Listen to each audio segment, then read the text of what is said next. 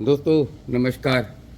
मैं हिम्मत मलिक अपने चैनल गार्डनिंग टिप्स बाय हिम्मत मलिक पर आपका फिर स्वागत करता हूं। दोस्तों आशा करता हूं आप खुश हो गए, स्वस्थ हो गए, गार्डनिंग कर रहे होगे। दोस्तों आज हम जिस पौधे की बात करेंगे वो एक बहुत खूबसूरत परमानेंट फूलों वाला पौधा होता है।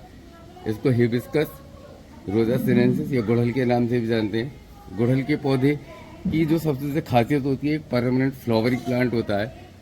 यूजुअली जितने भी फूल वाले पौधे होते हैं वो सीजनल होते हैं, चाहे आप पिटूनिया की बात कर लें, चाहे आप गुलदावरी की बात कर लें, चाहे डहेलिया की बात कर लें। लेकिन ये एक पौधा ऐसा होता है, गुड़हल का पौधा, जो सालों साल बना रहता है और सीजन आने पर भरपूर फूल देता है। लेकिन इस फूल पे फूल लेने के लिए कुछ काम करने होते हैं। इसका फ्लावरिंग सीजन होता है, जब गर्मियाँ होती हैं तो इसमें भरपूर फूल आते हैं। लेकिन सर्दियों में इसका जो होता है वो डोरमेंसी पीरियड होता है। डोरमेंसी पीरियड में इसकी जो पत्तियां हैं ये इस तरह से काली पड़ने लगती हैं और पत्तियां पीली होकर गिर जाती हैं।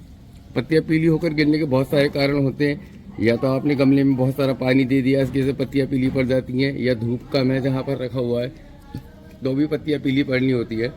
तो इन पीली पत्तियों को आप पौधे से अलग करके हटाते रहें, क्योंकि इन पीली पत्तियों को रखने का कोई फ़ायदा नहीं है। ये पौधे की एनर्जी को वेस्ट करते हैं। और जब गर्मियाँ पड़ने लगती हैं तो इसकी जो नए नए फुटाव आने लगते हैं, जैसे इसमें धूप आएगी नए नए फुटाव आएंगे। इस प्रकार से इस पर नई पत्ती आने लगती हैं। नई पत्ती आने के बाद इसके ऊपर जो फूल लेने के लिए सबसे ज़रूरी काम होता है, वो उस काम का आप अभी कर लो। जैसी गर्मी आएंगी आपका पौधा फूलों से भर जाएगा। इससे में सबसे ज़्यादा ज़रूरी होता है इस पौधे की हल्की हल्की प्रूनिंग कर देना। आप इसकी हार्ड प्रूनिंग ना करें। प्रूनिंग करते समय ध्यान रखें जहाँ पर इसका फुटाव आ रहा है उससे ऊपर से आप इसको इस प्रकार से कट कर दें तो जो पौधे की शेप है, जो ये जैसे इस समय झाड़ी नुमा आपको लग रहा है, अनवांटेड ब्रांच को जैसे आप नहीं चाहते कि आपको नहीं रखना है, उसको आप बिल्कुल काट दें। लेकिन ध्यान रहे कि ब्रांचेज जरूर रहनी चाहिए, क्योंकि फ्लावरिंग के लिए जितनी ज़्यादा जहाँ से आप कट करेंगे वहाँ से नई ब्रांच फूटेगी और नई ब्रांच होगी। जहाँ से नई ब्रांच शुरू होगी वहाँ से नई ब्रांच पे बहुत सारे फ्लावरिंग भी होती है। तो इस प्रकार से आप पहले इसकी ये समय लाइट प्रूनिंग करने का, प्रूनिंग करने के बाद आप इसकी जो शेप झाड़ी नुमा हो गई है उसकी आप उसको शेप भी कर सकते हैं और जो देखने पौधा भी देखने में सुंदर लगेगा। और इसके साथ साथ ज़्यादा ब्रांचेज होने पर बहुत सारे फूल भी खिलेंगे। तो इस प्रकार से आप पौधे की प्रूनिंग कर लें। प्रूनिंग करने के बाद आप विशेष ध्यान रखें कि पौधे को ऐसे स्थान पर रखें जहाँ दिन की से भरपूर 3 से 4 घंटे की सीधी धूप मिलती हो, क्योंकि इस पौधे के लिए की ग्रोथ के लिए धूप बहुत ज़रूरी है। परमानेंट फूल वाला पौधा, उसको धूप में रहना ज़्यादा अच्छा लगता है। अगर धूप नहीं आती है तो पौधे की ग्रोथ इसकी स्लो हो जाती है। अभी इस पौधे को खाद देने की कोई आवश्यकता नहीं है। खाद आप तब दें जब धूप तेज़ हो जाए, क्योंकि जैसे अभी तो जनवरी का महीना चल रहा है, यानी कि मार्च अप्रैल के बीच में आप इसे वर्मी कंपोस्ट से फीड करा दें। एक मुट्ठी वर्मी कंपोस्ट लेकर आप इसको फीड करा सकते हैं।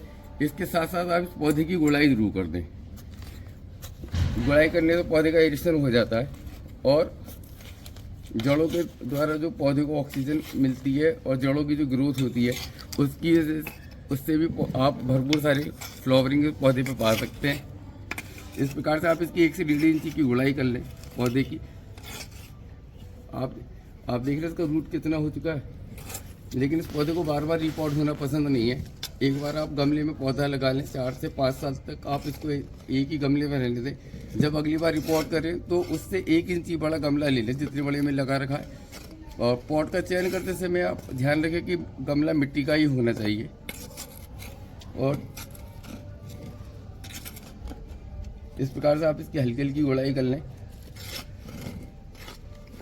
मिट्टी भुरभुरी रहे, इसमें पानी खड़ा नहीं होना चाहिए। अगर इस पर बात करें ज़्यादातर यूजली इसमें फंगस अटैक जो होता है वो मिलीबग होता है। मिलीबग सफ़ेद सफ़ेद मोम सा पौधे के ऊपर जम जाता है, जो सारे पौधे की ताकत को खींच लेता है। और अगर समय पर अगर आपने मिलीबग का ध्यान नहीं करा तो पौधा आपका मर भी सकता है।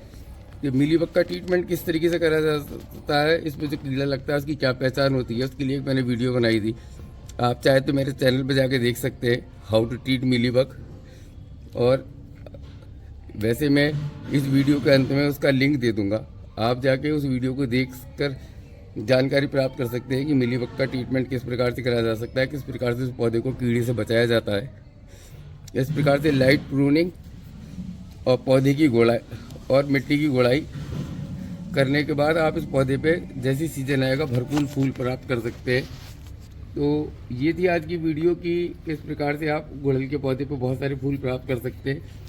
आशा करता हूँ ये जानकारी आपको बहुत काम आएगी। अगर आप मेरे चैनल पे मेरी वीडियो पहली बार देख रहे हैं और मेरे चैनल को सब्सक्राइब नहीं कर रहा है तो चैनल को सब्सक्राइब कर लें, वीडियो को लाइक करें, दोस्तों के साथ शेयर करें ताकि और भी लोग इस जानकारी का फ़ायदा उठा सके। आज के लिए इतना ही, मिलता हूँ फिर किसी अगली वीडियो में किसी नए टॉपिक के साथ। तब तक खुश रहिए, स्वस्थ रहिए, गार्डनिंग करते रहिए। Thanks for watching, bye, good day.